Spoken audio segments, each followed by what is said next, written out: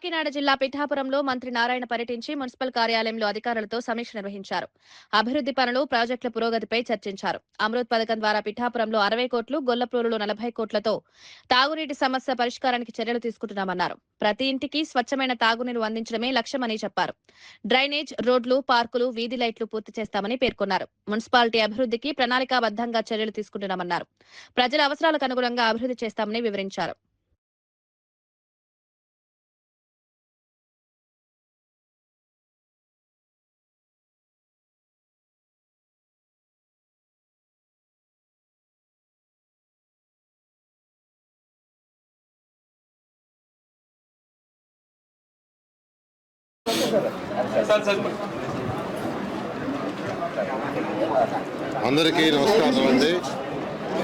అందరికీ నమస్కారాలండి.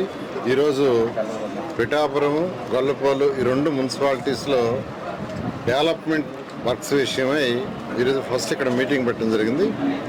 ఈ మీటింగ్లో అటు అధికారులు మరియు అటు జనసేన కావచ్చు, బీజేపీ కావచ్చు, తెలుగుదేశం కావచ్చు, ప్రజాప్రతినిధులు ఎవరైతే నాయకులు ఉన్నారో వాళ్ళు కూడా యాక్చువల్గా, మరియు ఈ యొక్క వార్డు మెంబర్లు వాళ్ళందరూ కూడా పార్టిసిపేట్ చేశారు. అనేక సమస్యలను వాళ్ళు కూడా చెప్పడం జరిగింది. వాటిలో మెయిన్గా ఎక్కువ మంది అడిగింది డ్రింకింగ్ వాటర్. అయితే గౌరవనీయ ముఖ్యమంత్రి గారు కావచ్చు, డిప్యూటీ సీఎం గౌరవనీయ పవన్ కళ్యాణ్ గారు కావచ్చు, ప్రతి ఇంటికి వాటర్ ట్యాప్ కనెక్షన్ ఇవ్వాలి, స్వచ్ఛమైన నీరు వీలైనంత వరకు సర్ఫేస్ నుంచి తీసుకొచ్చి ట్రీట్ చేయాలనే ఉద్దేశంతో అటు జలజీవన్ రూరల్లోను, అర్బన్లో వచ్చేలకు అమృత్ స్కీమ్లో టేకప్ చేశారు.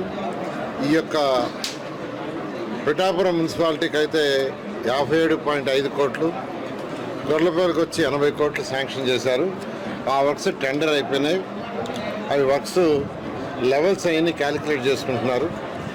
ఆ లెవెల్స్ అన్నీ అయిన తర్వాత బహుశా నెక్స్ట్ మంత్ ఏప్రిల్ నుంచి వర్క్ వేగవంతంగా స్టార్ట్ అవుతుంది. 2 yearsలో ప్రతి ఇంటికి ట్యాప్ కనెక్షన్ ఉంటుంది. అటు డిప్యూటీ సీఎం అయినా, సీఎం గారైనా చెప్పేది ఒకటే, వీధిలో ట్యాప్ వేయటం కాదు, వీధిలో ట్యాప్ ఉండకూడదు, ఇంటికి ట్యాప్ కనెక్షన్ ఇవ్వాలి. అది కూడా స్వచ్ఛమైన వాటరు, ట్రీటెడ్ వాటరు, వీలైనంత వరకు నదుల నుంచి సర్ఫేస్ వాటర్ డ్రా చేయాలని.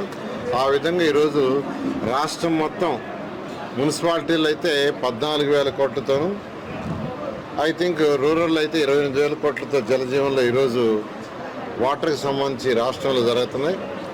ఈ యొక్క పిఠాపురంలో అనేక మంది సమస్యలు మెయిన్గా చెప్పింది ఏంటంటే వాటర్ సమస్యలే చెప్పారు. దానికి పరిష్కారం ఇబ్బంది లేకుండా చేస్తాము.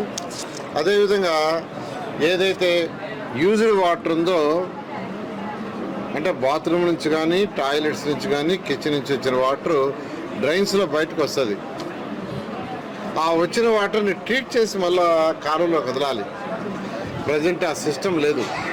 కానీ ఖచ్చితంగా ఈ రాష్ట్రంలో ఉన్న 123 మున్సిపాలిటీస్లో యూజ్డ్ వాటర్ ఏదైతే ఉందో దాన్ని ట్రీట్ చేసి, అక్కడ మాట్లాడొద్దని చెప్పు, ట్రీట్ చేసి అడిగి చెప్పు, నువ్వు బాగాలి పోయి చెప్పు, ట్రీట్ చేసి కెనాల్స్లో వదిలే విధంగా చేయడానికి ఈరోజు పిఠాపురానికి 14.6 కోట్లతో స్వచ్ఛాంధ్ర